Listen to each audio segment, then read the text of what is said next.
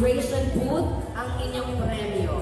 Again, yung may golden uninvited na nakuha kanina na 1,000 peso bill, punta na po sa registration para i-claim ang inyong. Gladys Reyes, very supportive BFF ni Juday. Hindi man magkasama sa Metro Manila Film Festival ay suportado pa rin ng isa't isa ng mag-BFF Gladys Reyes at Judy Ann Santos. Suportado ni Gladys ang pelikulang Espantaho ni Juday, isa sa mga entries ng MMFF, habang si Gladys ay napabilang sa pelikulang The Breadwinner ni Vice Ganda. Ang Espantaho ay isang horror film na pagbibidahan ni Juday at Lorna Tolentino na inirelease ng Quantum Films. Hindi din maitatangging pati ang pamumunuan ng MMFF ay nangungulila sa closeness ni Gladys at Juday.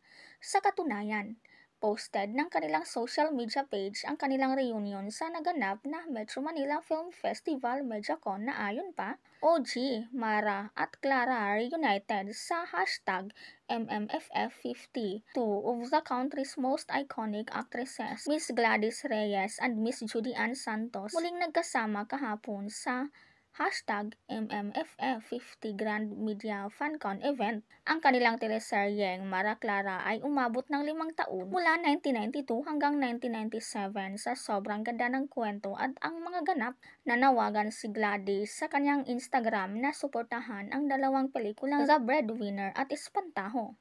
Anong panoorin mo sa darating na MMFF? Anong masasabi mo dito?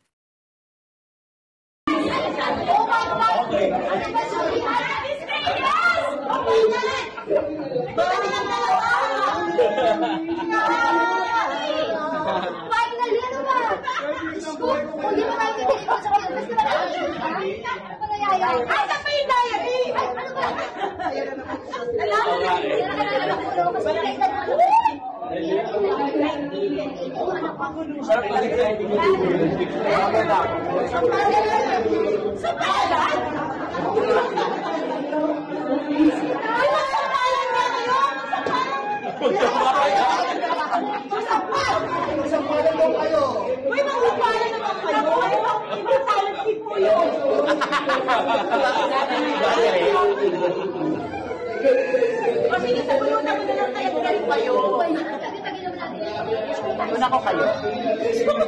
Ayan na, picture. Ayan, perfect.